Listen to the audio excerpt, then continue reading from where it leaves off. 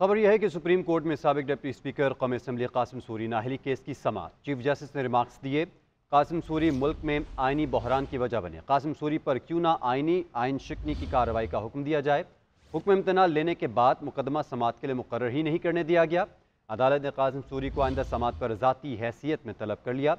समाअत 1 माह के लिए मुलतवी कर दी गई। मजीद बात करेंगे, नुमाइंदा JNN से भी आप रब्ता करेंगे। भी आपको बताएं कि कासिम सूरी ने हुक्म इम्तना लेकर पूरी असम्बली मुद्दत को एंजॉय किया। चीफ जस्टिस की जानिब से रिमार्क्स दिए गए। बात करेंगे इकरामुल्लाह जोइया से। इकरामुल्लाह जोइया, बताइएगा मजीद क्या रिमार्क्स सामने आए समाअत के दौरान। देखिए, सुप्रीम कोर्ट ने कासिम सूरी के इंतखाबी धांधली केस में तलब कर लिया है और अदालत ने कासिम सूरी के खिलाफ आइन शिकनी की कार्रवाई का भी अंदिया दे दिया है। वकील नईम बुखारी जो है वो कासिम सूरी की जानिब से पेश हुए और उन्होंने कहा कि असम्बली की मुद्दत मुकम्मल हो चुकी, अपील गैर मौसर है, जिस पर ट्रिब्यूनल ने कासिम सूरी से मुराद वापस लेने का हुक्म दिया था, जबकि वकील ने मौके पर किया कि कासिम सूरी ने 22 अप्रैल को इस्तीफा दे दिया था, जिस पर चीफ जस्टिस का रिमार्क्स जो है वो सामने आया कि हुक्म इम्तिनान लेकर मजे करते रहे, फिर मुस्ताफी होकर कह दिया अपील गैर मौसर हो चुकी है, जबकि कासिम सूरी को अपने दस्तखत के साथ खुद जवाब जमा कराने की हिदायत कर दी गई है।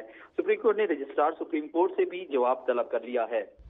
चीफ जस्टिस ने कासिम सूरी के हुक्म इम्तना लेकर पूरी असम्बली मुद्दत को एंजॉय किया, ये रिमार्क सामने आया। जबकि चीफ जस्टिस ने ये भी रिमार्क दिए कि आप कह रहे हैं कि असम्बली खत्म, केस गैर मौसर हो गया, क्या आपने सुप्रीम कोर्ट में मुकदमा को ना लगवाने के लिए कोई हरबा इस्तेमाल किया। ये चीफ जस्टिस की जानिब से सवाल पूछा गया, जबकि सुप्रीम कोर्ट ने कासिम सूरी का केस मुकर्रर न होने और स्टे बरकरार रहने पर रजिस्ट्रार को भी नोटिस कर दिया है। सुप्रीम कोर्ट ने रजिस्ट्रार सुप्रीम कोर्ट से 3 हफ्ते में रिपोर्ट तलब कर ली है, जबकि अदालत ने कासिम सूरी के हरीफ लश्करी रईसानी को भी नोटिस जारी कर दिया है। जबकि चीफ जस्टिस काजी फाजी की सरबराही में 3 रुकनी बेंच ने इस केस की समाअत की, जबकि रजिस्ट्रार ऑफिस को जो है वो जवाब जमा कराने की भी मोहलत दी गई है और केस की जो समाअत है वो 1 माह के लिए मुलतवी कर दी गई है। अच्छा इकराम, ये बताइएगा, ये जो अहम एक रिमार्क्स में से एक रिमार्क ये भी सामने आया कि कासिम सूरी पर क्यों ना आइन शिकनी की कार्रवाई का हुक्म दिया जाए। जब ये रिमार्क सामने आए तो इसके पीछे जो मंजर कशी है या इसके पीछे जो एक मंजर है वो क्या था।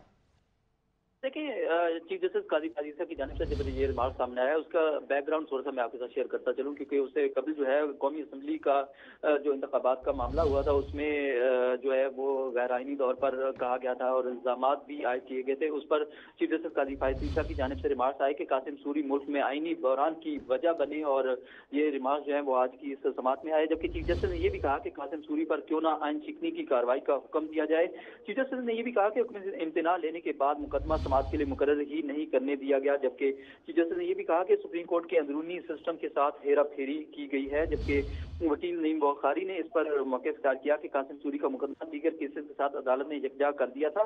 तो चीफ जस्टिस ने पूछा कि कौन सा मुकदमा लगना है, कौन सा नहीं। सुप्रीम कोर्ट में पहुंचने वाले लंबे हाथ खत्म कर रहे हैं। जबकि चीफ जस्टिस ने यह भी रिमार्क दिए कि मुकदमात कैसे यकजा कराए जाते हैं और मालूम है कि 1982 से वकील कासिम सूरी को आइंदा समाअत पर ज़ाती हैसियत में तलब करके समाअत मुलतवी कर दी गई। इकरामुल्लाह जोइया बता रहे थे, आपका बहुत शुक्रिया।